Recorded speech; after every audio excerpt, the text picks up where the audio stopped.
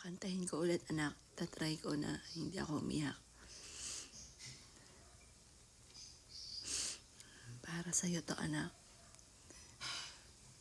Sa bawat pag-ikot ng ating buhay, may oras hindi ko kaya.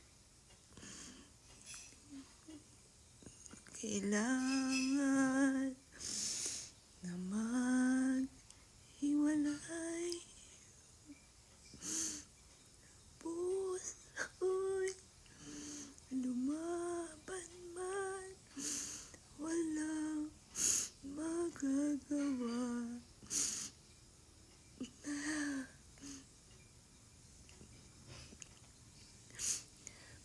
Pag nakikita ko sa Facebook yung mga kaya bigla ako nakita picture ni Joelyn. Isa lang nasasabi ko lagi, putang ina ng buhay to, tang ina, ba't nangyari sa akin to, puta, tang inang buhay yan. Bakit? Yun ang laging mapasok sa isip ako, napapamura na lang ako pag nakikita ko. Ang sakit. Sobrang sakit. Alam ko na tayo'y magkikita muli hanggat may umaga pa. May napanood ako na parang yung asawa naman niya parang car accident. Ngayon, parang winish niya na mapigilan niya yung car accident. Tapos yung pangyayari, kahit anong gawin niya, hindi niya mapigilan. Parang mangyayari pa rin yun. Kaya sabi ko sa mister ko, siguro yung pangyayaring yun, kahit anong pigil natin, mangyari, parang oras na, nakatakda na, hanggang doon na lang.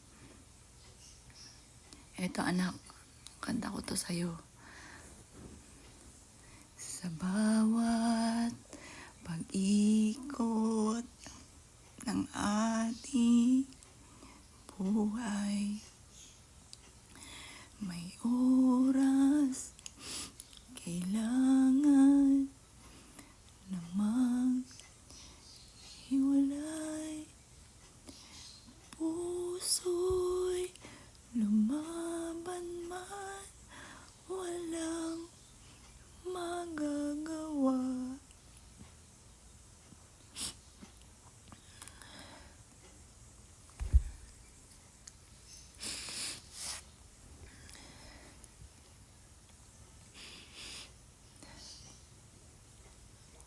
Saan ka? Kailan ka muling mahagkan? Magkulang man sa'tin itong sandali.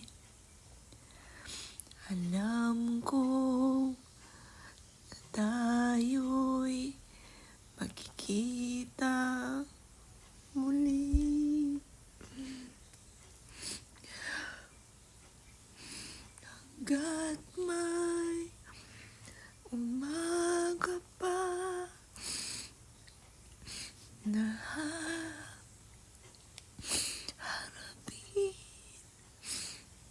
Ikaw lang ang mahalin. I love you, anak. Pag narinig ko yung kantang to, kinakanta ko, sobrang sakit.